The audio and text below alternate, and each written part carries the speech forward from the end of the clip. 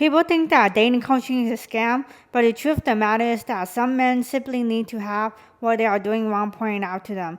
This can save you many, many years, decades, even of time.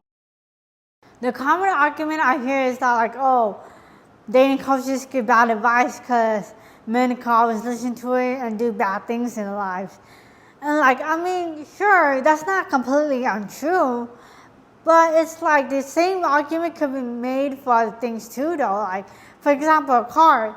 There's a lot of bad things you can do with the car, and then there's also a lot of good things you could do with the car.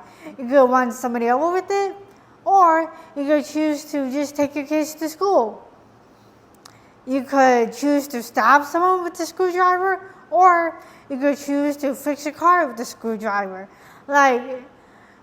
It all just depends on what the intentions are of the person who is listening or who is driving or whatever the case may be.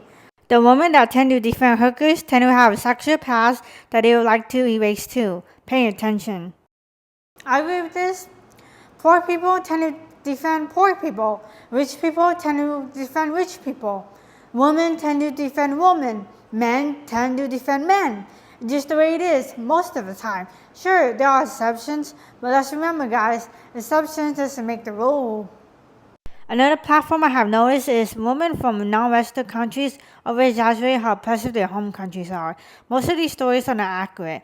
Ask questions and do not blindly allow them to speak ill of their home cultures.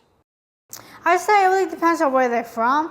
Because I know my home country, for example, I wouldn't really say my home country was oppressive. I don't think that would be the correct term. But I'd say it was definitely in poverty. And it hardly have any access for both men and women. It was a third world country. It was a shitty country for both men and women. And it's not a country I would recommend, or it's not a country I would say that people could prosper. Yeah, it's not a country where someone could prosper to their best ability, like the U.S. Most of what I say is not an attack on women, but how women respond reveals what kind of woman they are. Do they have humility or narcissism? I said it before, I'll say it again. Two things could be true at once. Yes, I do agree that the things that Pearl says can be said in a more polite way, but I do also agree that you can't always control what other people do and what other people say, but you can always control what you do and how you react. I actually find that women that are long-term girlfriends tend to be higher quality than most wives nowadays. The girlfriends marry on his timeline, not hers. The wives generally said, "Marry me while I'm leaving," where the girlfriends tend to have a higher level of loyalty. Again, guys, you gotta look at the message rather than the wording. Okay, so this tweet, it could be misinterpreted in many different ways. But again, I'm looking at the message, and I can say I could agree to some degree with the message with this tweet. If two people, whether it's the man forcing the woman, or whether it's a woman forcing the man to get married, or for whatever reason, then it's not gonna work. Get married because you want to, not because it's what's popular, not because you're lonely, or not because you want to look cool. It's because two people want it. That's all. Why do women consider the male ego a bad thing? Didn't it take the male ego to build the civilization that we live in? It can be. Not every man uses his ego for good reasons. Not every man uses his ego to build civilizations.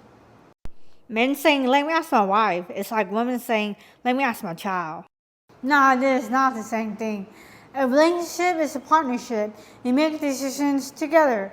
Not all the time, sure, but sometimes. Rather, it's the man asking a woman or the woman asking a man.